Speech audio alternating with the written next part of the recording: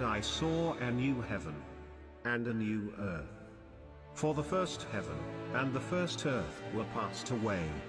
And I heard a great voice out of heaven, saying, Behold, the tabernacle of God is with men, and he will dwell with them, and they shall be his people.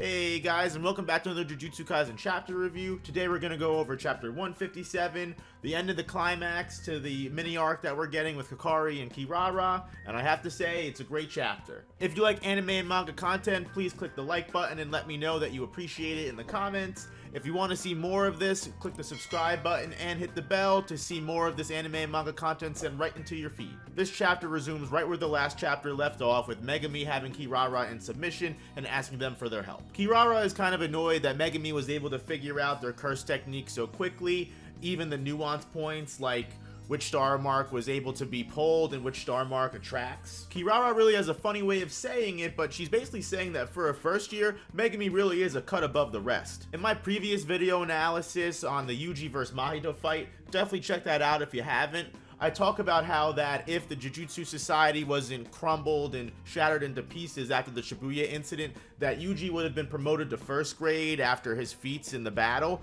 and I truly believe the same for Megumi. Like I said in the last chapter review as well, Megumi has shown just how capable he is on his own, and his technique has really come a long way since the beginning of the series. He can even beat sorcerers 2 years his senior. Sukun is probably doing an evil pyramid right now, and Yuji proud of his protege. Kirara agrees to finally listen to Megumi after he lets up and bows to them, finally proving that they're there to ask for help and truly not cause any trouble. And just at that exact moment, Itadori comes blasting through the monitor room door. It's safe to assume that Yuji really hasn't done a great job getting Hakari to listen, and the crew can only stand there and watch as they see Yuji's nose literally dematerialize under the train wreck that is Hakari's fist. This panel wins most brutal of the year, and fight with me down in the comments if you have any better examples. Yuji gets right back up, and his plan is to withstand Hakari's beating and his fever in order to prove that he's worth listening to. Which does actually work, as Kirara doesn't even have to attempt to get Hakari to listen because he's already agreed to listen to Yuji. It's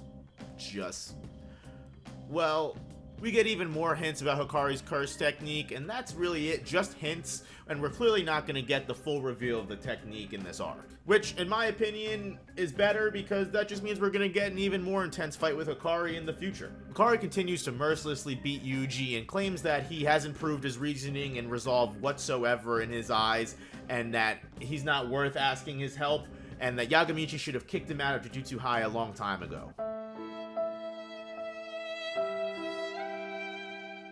We get a nice callback to the Yuji vs Mahito fight, what a coincidence, about how Yuji has completely accepted his role in Jujutsu Society and that his only reason for living is to eliminate curses, whatever the cost. At first, Hakari rejects this notion of being a cog and calls it boring before he knocks Yuji down one last time. And unfortunately, it doesn't look like the himbo's getting up after this one. Disappointed, Hakari turns around and yells at Panda and Megumi, I'm sorry, sea urchin head, and tells them to leave, to never come back, rejecting their offer of an alliance. But Yuji, who Michael Myers teleports behind Hakari, pronounces his status as a cog as his version of the fever, and boldly calls out Hakari, asking what his function in the world of eliminating curses is. The determination in Yuji's eyes ignites a fire in Hakari, and Kirara picks up on that, who exploits this in order to get Hakari to reconsider their proposal. Just this display alone is enough to get Hakari fired up about helping the team, and Kirara actually mentions that before they were suspended, one of Hakari's favorite things to do was actually to help students at Jujutsu High.